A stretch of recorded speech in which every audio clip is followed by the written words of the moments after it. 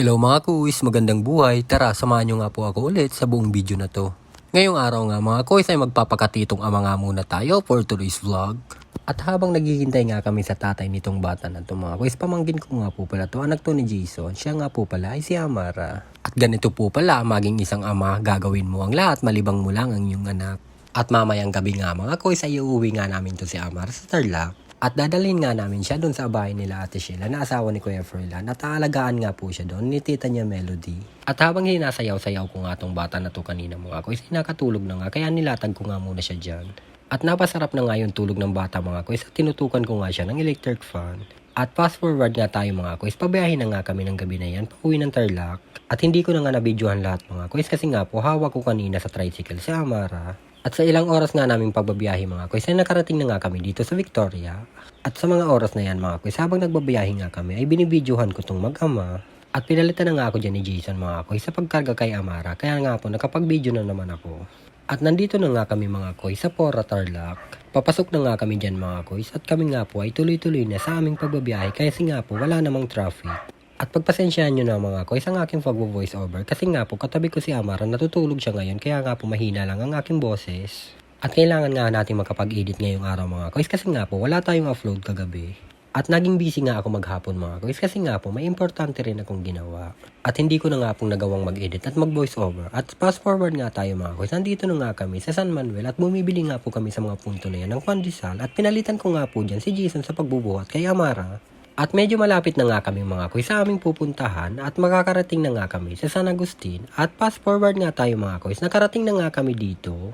At kaya nga po ako nauwi dito kasi nga po importante at tinatid ko nga rin po itong pamangkin ko.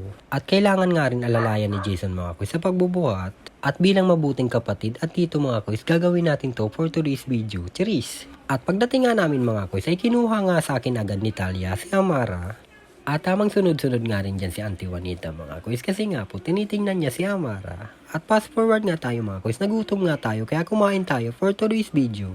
At pagkakain nga namin dyan mga kuis ay lumabas nga muna kami at pumasok na naman nga ulit dito si Jason kasi nga po umiiyak ang anak niya, ngayon ko nga lang po siya narinig umiyak. At ito naman nga ngayong umaga mga kuis, pagkagising ko nga dyan mga kuis ay bumangon na nga agad ako. At nababahing na nga ako sa mga oras na yan mga kuis kasi nga po sobrang lamig ng aircon nila dito. Uy, sana all naka-aircon. At pagkabangon ko nga dyan mga kuis ay nagunat-unat nga muna ako at ako nga po ay lalabas na kasi nga po magkakape ako for today's video. At alas 5 pa nga lang sa mga oras na yan mga kuis nung nakita ko nga bumangon si Jason at sumunod na nga rin po ako. At pagkabangon ko nga mga kuis ay dumiretso nga po ako agad dito sa kusina at ako nga po ay magtitimpla agad ng kape. At hindi nga kumpleto ang umaga ko mga kuis kapag hindi ako nakapagkape kasi nga po coffee is life. Cheers! At masarap kasi magkape sa umaga mga kuis habang nagmumuni-muni. At habang nagbo-voice over nga ako mga kuis, nandito lahat ng pamangkin ko at ako nga po ay kinukulit kaya nga po nabubulol ako minsan. At habang nagkakape nga ako dito sa labas mga kuis ay tinitingnan ko nga itong magandang panahon. At ngayong araw nga mga kuis ay araw ng linggo at magpapahinga nga rin tayo for today's video. At nung nagising na nga si Amara mga kuis ay kinuha na nga siya dyan ng kanyang tatay. At sa mga oras na yan mga kuis ay pinapainom nga dyan si Amara ng kanyang tita Melody ng oregano para sa ubo. At yung oregano kasi mga kuis ay pampantanggal daw po talaga yun ng ubo. At sa mga oras na yan mga kuis ay pinapainitan nga dyan ni Jason ng kanyang anak para mamaya po ay makakaligo na siya.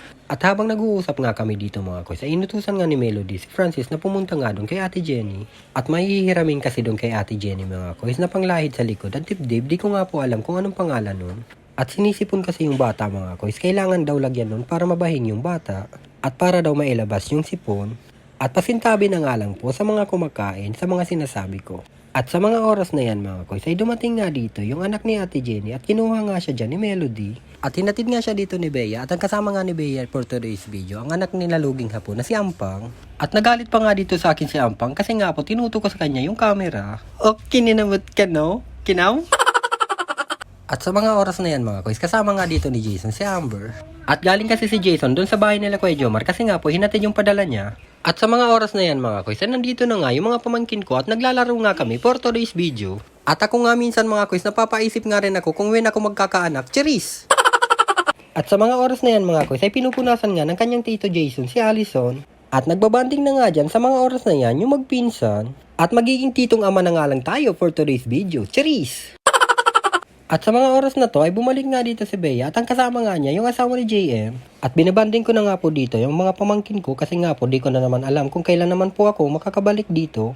At kaya nga po sinusulit-sulit ko na nga rin po ang pagpunta ko dito for today's video. At baka matagalan na naman nga ako mga koy sa pagbalik ko dito.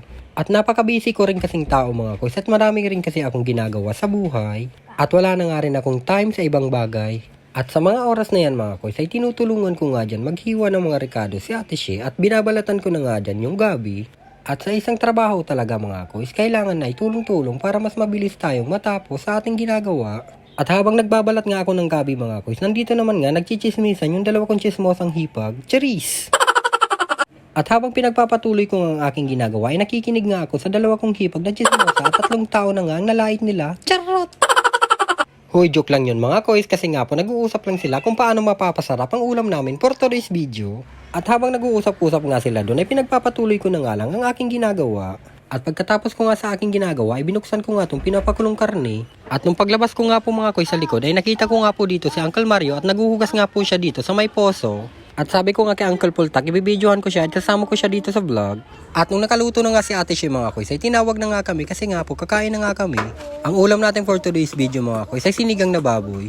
Kaya mga koy, tara, mangan. At pinagpapatuloy nga lang namin dyan mga koy ang aming pagkain. At sa mga oras na yan, nagbibilang na nga ng bariyan niya si Doña Melody.